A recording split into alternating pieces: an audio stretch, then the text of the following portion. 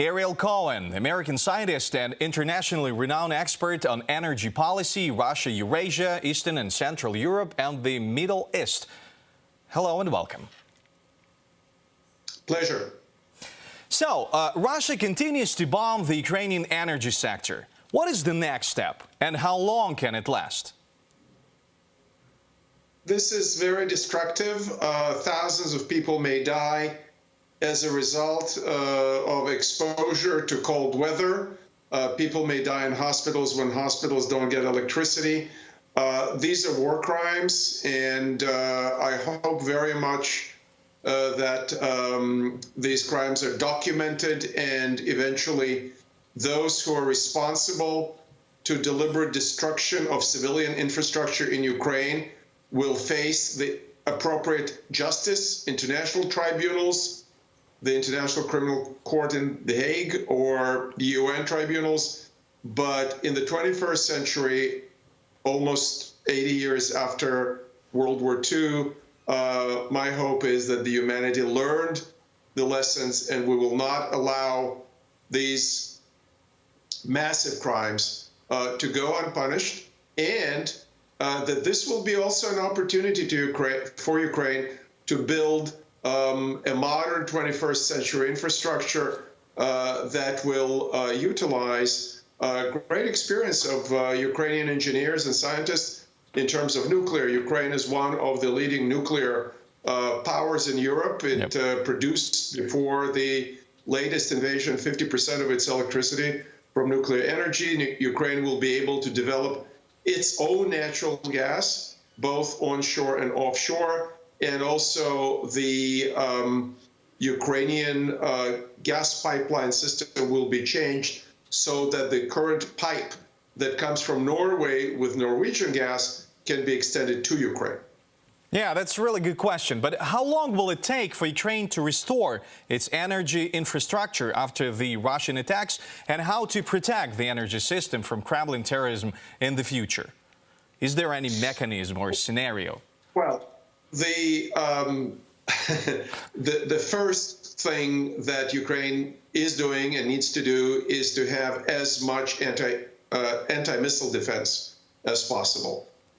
Those missiles that Russia is lobbing into Ukraine and destroying the energy infrastructure, the grid, and the generating capacity, these missiles need to be shot down. And the strikes against Russian targets, the counter-value strikes, so for each megawatt of capacity that Putin is destroying in Ukraine, Russia needs to pay the price in terms of the countervailing strikes into the Russian territory. Unfortunately, we're at war, and at war, people do not understand nice language and the quid pro quo, the reprisals need to come from the Ukrainian armed forces into the Russian territory, so that at some point Russia will say, you know what, guys, it's not worth for us. And it doesn't have to be Russian energy infrastructure. It can be ports. It can be industrial capacity, wherever the long arm of the Ukrainian forces can reach. Yeah, nobody's interested in escalation, but at the same time, no country can tolerate that its children, its women, its old people, its population, its civilians are being targeted in a genocidal type of activity that to many of us reminds of Holodomor, when the communist regime was destroying the food supply of the Ukrainian people. Thank you. In one of your interviews, you stated that there will be a new confrontation in the upcoming spring. So what are your predictions? Will 2023 year be decisive in the war in Ukraine? Well, you can say that every year, every month is decisive.